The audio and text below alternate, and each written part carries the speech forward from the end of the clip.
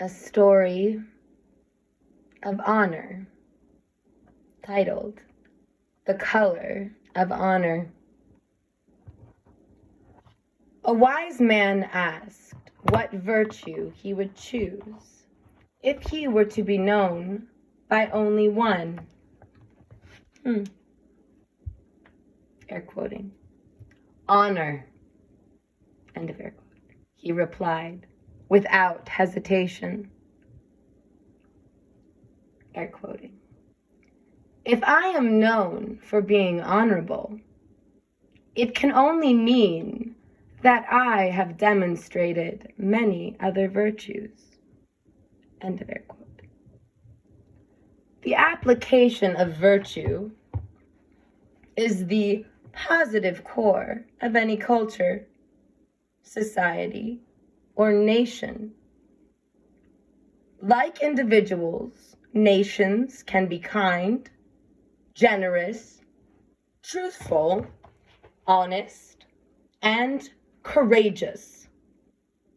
Those individuals, cultures, societies, and nations that indiscriminately, or blindly, if you will, apply all virtues in their conduct and dealings will establish themselves and emerge as the most honorable. To be honorable is to have integrity, to be honest, and to do what is morally correct. As much as judgment is based on what we do, it is also, and perhaps more indelibly, defined by what we fail to do. A man received as payment more money than he was owed. He kept the extra sum, looking on it as an unexpected reward. But the values he was taught told him that it was wrong to have kept the extra money. For many years, he pushed aside that truth, but it remained in his awareness like a pebble in his shoe. Finally, he returned twice the amount of the extra money and was highly commended for it. But he was circumspect and turned aside by all praise. Air quoting. Don't you feel good about your honorable act? End of air quote. He was asked. Air quoting. No, he replied. Returning the money after all these years was merely atonement. The honorable act would have been to return it immediately. Ooh, I needed to read this. Oh boy. Honor was and is important to Lakota culture, just as it is to cultures the world over. But to define the traditional Lakota sense of honor, it is necessary to examine Plains Indian intertribal warfare. Okie-dokie. It is perhaps incongruous or illogical to speak of honor within the context of warfare and combat, given the terrible efficiency of modern weaponry and the horrific record of wartime atrocities. Any extremely difficult situation demands courage and war and combat, and are arguably the most extreme tests of courage. As despicable as war is, it is a saving grace for the human species that most who engage or participate in it endeavor to do so with honor. Yeah. Honor can be as simple as a ceasefire when the vanquished lay down their arms. It can be as grandiose as General Ulysses Grant allowing the surrendering Confederate soldiers to keep their horses at the end of the American Civil War in 1865. Among the Plains Indian tribes, prior to the so-called Indian Wars of the 19th century, honor was often associated with warfare for practical and moral reasons. War is, and has been, basically the same the world over. If it is defensive action, it is usually to resist encroachment or invasion, imperialism. As an offensive action, it is usually to encroach or invade, which are imperialistic notions. Consequently, a nation or a culture is judged by how and why it engaged itself in war. Intertribal warfare on pre-European plains of North America was perceived to be rooted in savagery first and foremost, simply because the people of the plains were considered to be savages. Savage is as savage does. However, intertribal warfare had a different meaning and purpose than the usual defensive, offensive aspects of imperialistic warfare. It was in a real sense an intentional proving ground. Lakota fighting men achieved honors in the arena of combat from courageous deeds and honorable conduct. Armed clashes between enemy tribes were rarely long, arduous campaigns involving hundreds of warriors. They were more often intense, short-lived engagements between small forces of 10 to 50 men. And while it was necessary to protect home, family, and precious hunting territories, warfare as a consequence of outright imperialism was infrequent. More frequent was the provocation of conflict solely to create an opportunity for combatants to conspicuously display deeds of courage and honor. There was one highly significant difference between European-style warfare and Plains Indian warfare. Europeans and Euro-Americans fought to kill as many of the enemy as possible, while doing considerable damage to their supplies and support functions.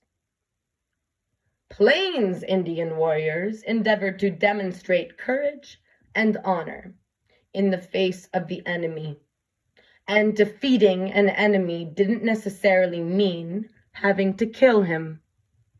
No takedowns necessary.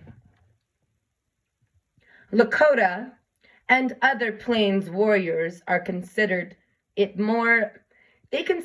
far more courageous and therefore more honorable. That word, you better do it justice if you're going to use it. To touch a live enemy in battle and live to tell about it, because that courage and honor were the basis for the strength of the tribe.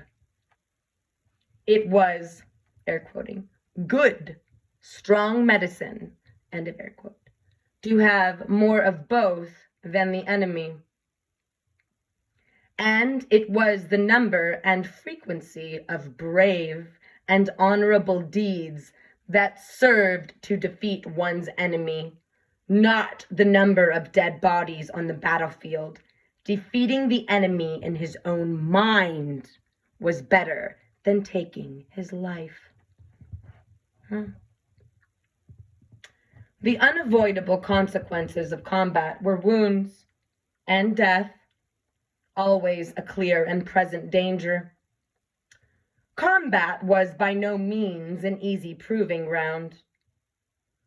There was, therefore, no higher calling than to defend one's people. Okay? No greater sacrifice than to lay down one's life in defense of one's people. That philosophy was summed up in the reminder from the antiquities of memory spoken by women to their husbands and sons to, air quoting, "Go boldly ahead, for it is better to lie a warrior naked in death than to be wrapped up well with a heart of water inside." End of air quote. The words of many warrior songs articulate that quite clearly, such as the following: "I go forward under the banner of the people. I do this so that the people may live."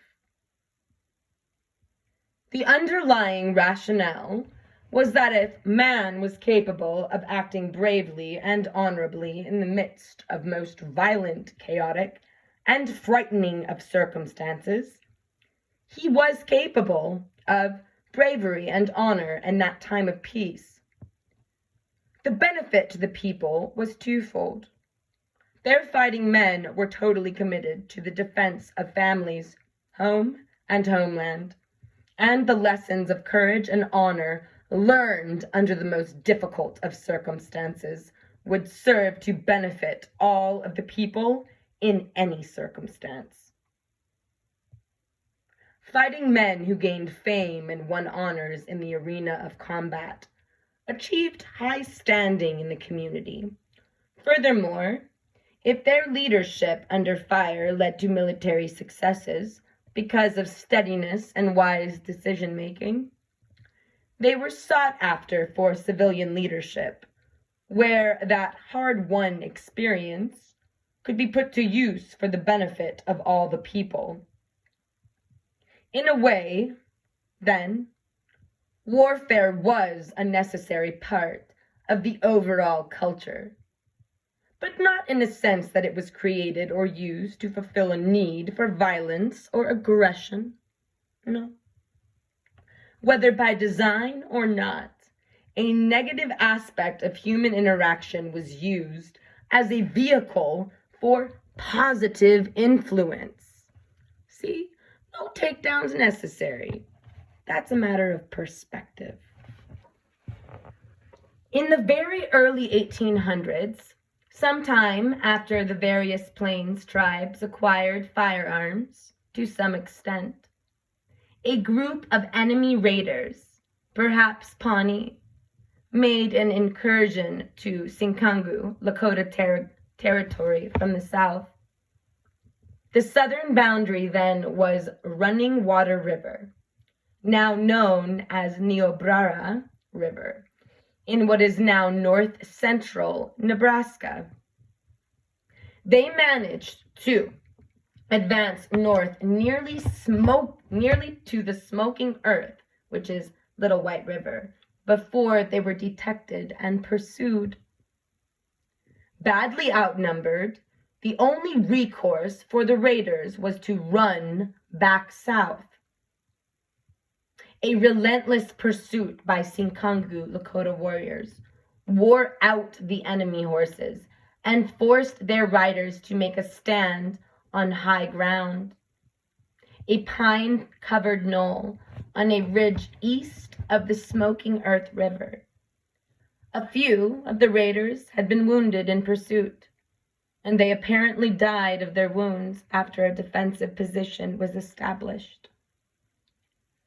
A siege ensued wherein the Sinkangu attempted several charges to dislodge the raiders. A Sinkangu was wounded and a horse was killed in the futile attempts. During the night, the raiders attempted to break out, but they were turned back and suffered more casualties. The following day saw a series of Sinkangu assaults and enemy counteracts. The Sinkangu then decided to wait it out because they had access to water and plenty of food, not to mention reinforcements. In spite of the dire circumstances, the raiders showed no signs of weakness. They defended themselves bravely and skillfully. Both sides knew that it was only a matter of time before the raiders were out of water and food and ammunition for their 2 firearms. The Sinkangu talked of setting brush fires and forcing the enemy from the hill, but it was decided to let the raiders live because they were brave men. The leader of the Sinkangu contingent signaled for a parley and then met with the leader of the raiders. This is honorable. Through hand signs, a necessary and effective method of communication used by many Plains tribes who couldn't speak each other's language. The offer of clemency was made. Likewise, the reply.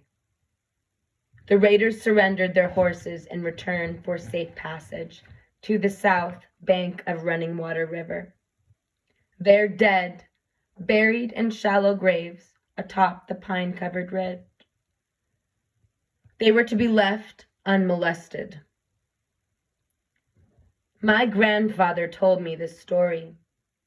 He also said that war is really a fight between the good and the bad sides of humans.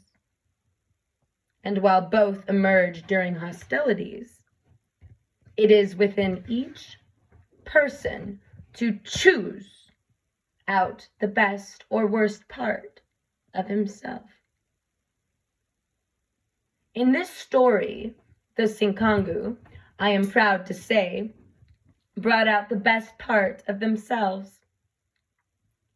Interestingly, in the mid-1980s, highway engineers digging, I have a feeling this is going to come back around. The pioneers digging core samples prior to new highway construction discovered human bones on a ridge top a few miles east of the Little White River and 11 miles west of the town of Mission, South Dakota. On the Rosebud Sioux Indian Reservation, after conferring with Rosebud Sioux, Sinkangu Lakota, tribal leaders and elders, the survey line for the new highway bed was moved. You see, everyone has the choice to be respectful. What happened at Standing Rock was disrespectful. Treaties were broken. Bodies were unearthed and molested. All for oil. There was no honor in America or in the democracy or any of it in that moment. No. But there's honor in something greater occurring within Turtle Island, and that is the rainbow.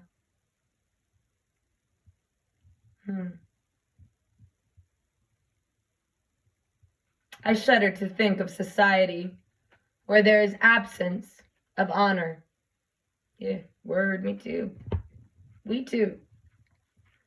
The consequences of such a condition would be confusion, chaos, and anarchy. Anybody seeing what's happening around the world today? Yeah. The fine line we walk was drawn because honor cannot be mandated. Therefore, we are dependent on the ability of individuals, societies, cultures, and nations to choose between the best or worst part of themselves. Individual choices can be simple or more complicated. In 1996, in a rural community where we lived, my wife stopped at a convenience store to purchase gasoline. She had only $5 and managed to go 5 cents over her limit before she shut off the gas pump. The attendant in the store summarily confiscated her car keys. Wow, it's fucked up. After my wife reported her unintended faux pas, she telephoned to advise me of her predicament and had to wait while I drove to the store to pay the nickel overage. Several months later, we moved to a small community in the Northwest. I purchased a part for my pickup truck at an auto parts store and was $1 short. The owner, who didn't know my name or my address or phone number, made up the difference and said I could settle up with him the next time I was in town. A developer hired an architect, his daughter's fiancé, to design a house for a special client. The house needed to be the architect's best effort. The developer said, a statement of design, function, and beauty. Within a few months, the young architect delivered a set of plans to his prospective father-in-law. The man approached the plans and then asked the architect to supervise the construction of the house, giving him complete control and a generous budget. The young man took the job eagerly. The plans he had drawn were the best he had ever produced, and he was anxious to see the house become a reality. He took bids from several other construction firms and hired the lowest bidder with the least amount of experience, ignoring the fact that the next lowest bidder had a reputation for completing projects on time and under budget. Next, he went to a local lumber yard and purchased the cheapest building materials, saving money, but seriously sacrificing quality. The builder's inexperience resulted in serious structural flaws. Fatally flawed things can happen when maybe folks aren't making the right choices or the honorable choice. Yeah. So, rather than correct them and incur more cost, the architect decided that no one would know the difference once the floors, walls, and ceilings were in place. Now that's not honorable. And he would save money, right? Selfish. Outwardly, the house was a showpiece. Though its appearance was aesthetically pleasing, the architect was well aware of its hidden weaknesses. But he was just as convinced that the occupants of the house would never know the difference. The developer arrived with his daughter and accepted the keys to the new house and praised the young architect for a job well done. Then he turned the keys over to the young couple. It was his wedding present to them. Honor is probably the most difficult virtue to uphold because it requires that one first be honest with oneself. If you can overlook or live with your own dishonor, then it's a simple matter to think that the rest of the world can also. In the old days, a certain warrior society called Ogle Lute Wakapi, or the Red Shirt Warriors, issued only 2 invitations.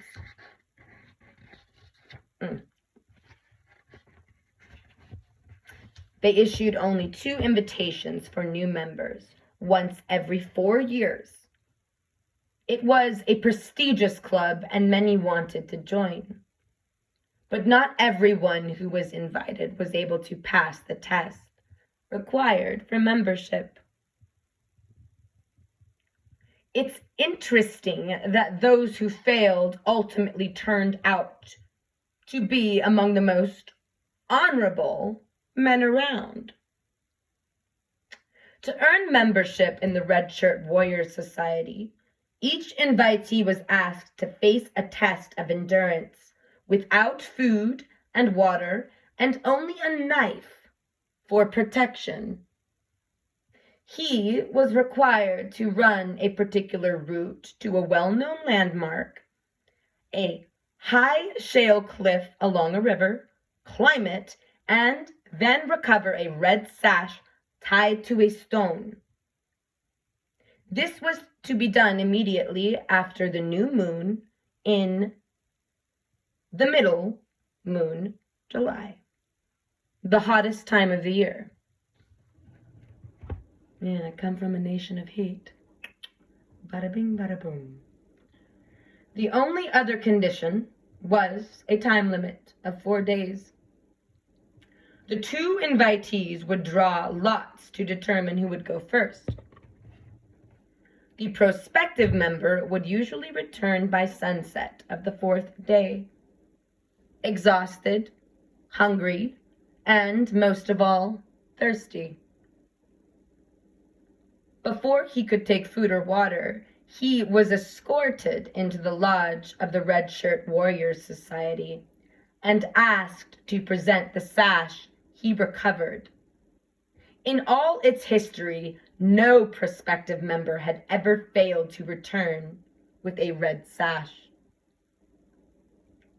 The sash was rolled tightly, and the man who brought it back was asked to hold it above his head and let it unfurl.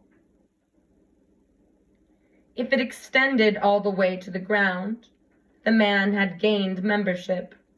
If it did not reach the ground, he was denied. The test was one of the physical endurance, but it was also a test of honor. Yeah, I've been flinging some tests of honor recently. Well, you know, everybody's got a choice. Free will. Yep. So, the other sash was tied to a tree located at a point just over halfway along the route, at a place where it was logical to rest briefly in the shade. That sash was the shorter of the 2. If a man unfurled the sash before the elders of the Red Shirt Warriors Society, it was clearly evident that he had not gone the distance. Those who returned with the short sash were turned away, and the elders of the society never needed to explain their decision. No one ever received a second invitation to join. But in all its history, few men who were denied membership into the Red Shirt Warriors Society never failed to demonstrate honor in all their undertakings. In Lakota culture, red is the color of honor. Oh.